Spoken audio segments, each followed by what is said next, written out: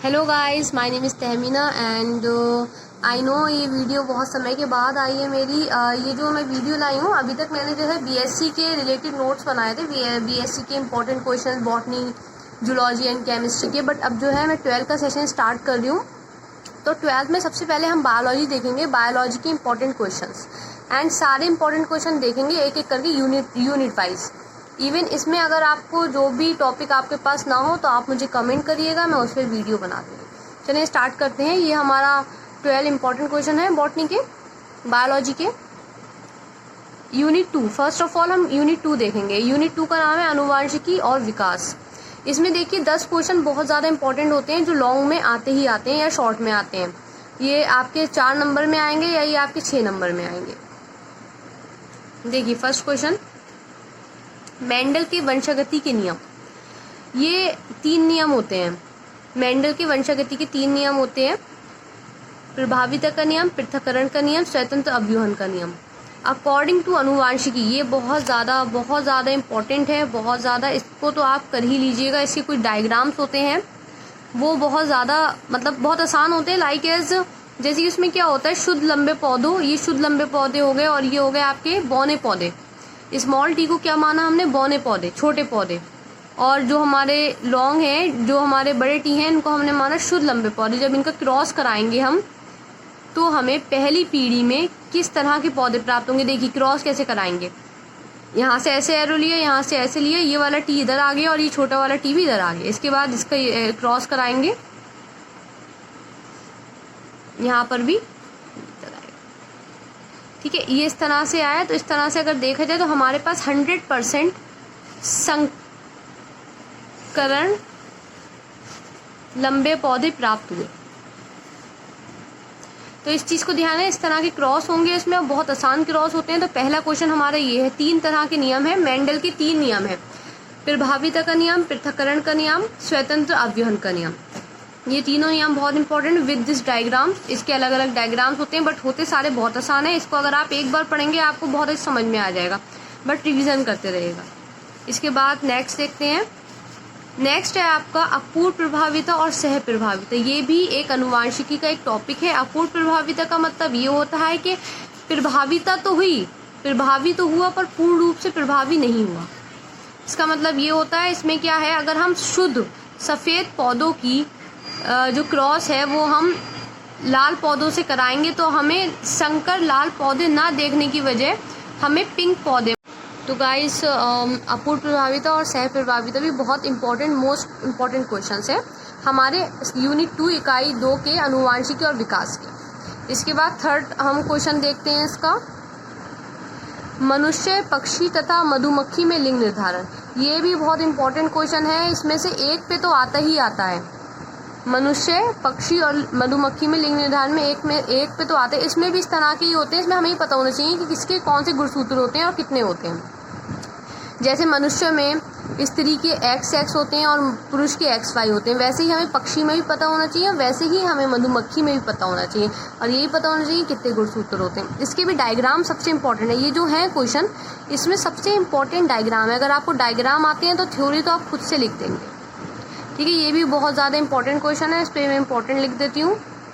हालांकि इंपॉर्टेंट तो ये भी है बट मोस्ट इम्पॉर्टेंट ये है और मोस्ट इम्पॉर्टेंट ये है। इसके नेक्स्ट देखते हैं, आनुवांशिकी रोग, हीमोफीलिया और वर्धानता। देखिए अनुवांशिकी रोग वो होते हैं जो पीढ़ी दर पीढ़ी चलते हैं। मतलब ये रोग हमें हमारे जो पहली पीढ़ी हमारे मम्मी पापा होते हैं उनसे मिलते हैं। ये जो रोग होते हैं ये 7 पीढ़ी तक चलते हैं। हीमोफीलिया और वर्धानता। हीमोफीलिया एक ऐसा रोग है जिसमें खून का जो थक्का होता है, रुधिर का थक्का, वो जल्दी नहीं जमता है, इसकी वजह से इंसान की मौत भी हो सकती है। वर्धानता एक ऐसा रोग है जिसमें जो व्यक्ति होता है इसको हरे और लाल कलर की पहचान नहीं होती, इसलिए इस तरह के व्यक्तियों को हम ड्राइवर वगैरह नहीं बना सकते हैं। तो इनके बारे में आप पढ़ सकते हैं, हीमोफीलिया और वर्धानता। लाइक इसमें इस तरह के क्वेश्चन आएंगे कि अगर स्त्री को हीमोफीलिया है और पुरुष को नहीं है तो उनकी संतानों में किस प्रकार की संतानें होंगी उनकी, कि उसमें हीमोफीलिया होगा या नहीं होगा। तो इस तरह के क्वेश्चन बहुत ज़्यादा आते हैं। तो ये दोनों चीज़ें भी बहुत ज़्यादा इंपॉर्टेंट हैं, इनको भी आप लोग करें। नेक्स्ट देखते हैं, रुधिर वर्ग की वंशागति। बेटा ब्लड ग्रुप जो होता है, ब्लड ग्रुप बहुत इंपॉर्टेंट है। ब्लड ग्रुप आप पढ़ लें, इसकी डेफिनेशन आ सकती है, या फिर इस तरह का क्वेश्चन भी आ सकता है, ये माता या पिता का जो ब्लड ग्रुप है वो इस तरह का है, तो इसमें जो संतानें होंगी उनका ब्लड ग्रुप कैसा होगा, तो इसको भी करें आप लोग, ये भी इंपॉर्टेंट क्वेश्चन है। तो गाइस अब तक हमने 5 क्वेश्चंस देखे हैं। 5 ही क्वेश्चन इतने इंपॉर्टेंट है, बहुत ज़्यादा लॉन्ग में आते हैं, लॉन्ग में मोस्टली लॉन्ग में पूछे जाते हैं। 6 है मनुष्य में गुणसूत्रीय विकार।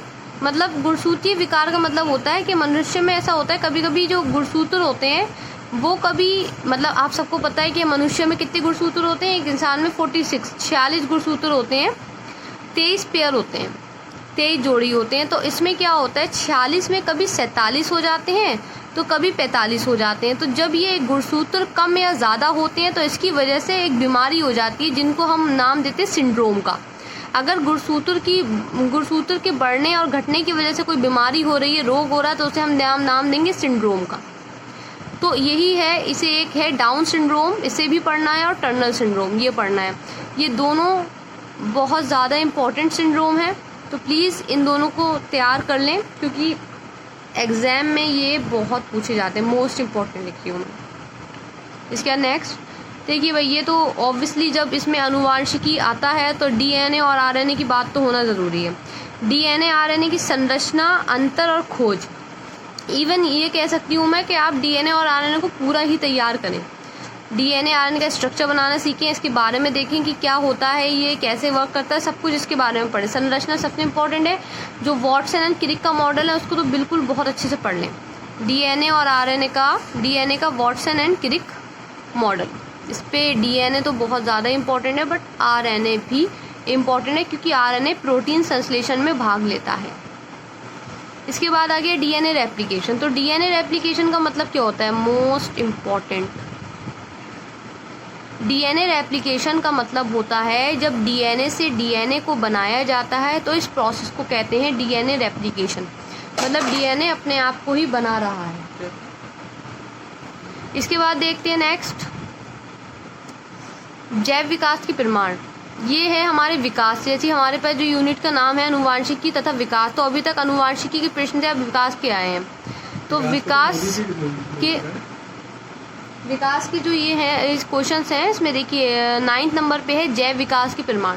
बहुत इंपॉर्टेंट क्वेश्चन है और बिल्कुल थ्योरी बेस है। अगर आप इसको 2 बार भी ठीक से पढ़ लेंगे ना ध्यान लगा के, तो आप ये आराम से एग्जाम में लिख कर आ सकते हैं, बस हेडिंग्स पे ध्यान देना है। जैव विकास की प्रमाण बहुत बिल्कुल थ्योरी वाला है, ठीक है।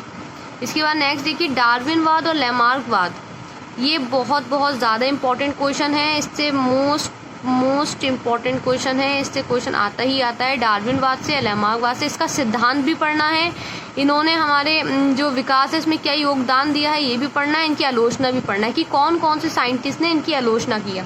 ये ध्यान रखिएगा, इनकी आलोचना में जो साइंटिस्ट आएंगे हमें उनको भी मेंशन करना है, अपने क्वेश्चन में उनको भी मेंशन करना है, जो भी साइंटिस्ट आएंगे। तो ये थे गाइज हमारे 10 क्वेश्चन। ये 10 क्वेश्चन आपकी इस दूसरी यूनिट के लिए बहुत ज़्यादा इंपॉर्टेंट है, ये सब आप करेंगे इन 10 क्वेश्चंस को। और अगर आपके पास इनके कोई भी नोट्स नहीं है या कोई भी मटेरियल नहीं है तो आप मुझे कमेंट करिएगा, मैं इसके अलग से जो टॉपिक है पूरा टॉपिक को डिस्क्राइब करूँगी, ठीक है गाइज। इसके बाद जो बहुत इंपॉर्टेंट चीज़ है जो कि मेरे लिए बहुत इंपॉर्टेंट है, तो प्लीज़ इसे भी देख लीजिए। प्लीज़ चैनल को लाइक करें, शेयर करें एंड सब्सक्राइब करें। Thank you.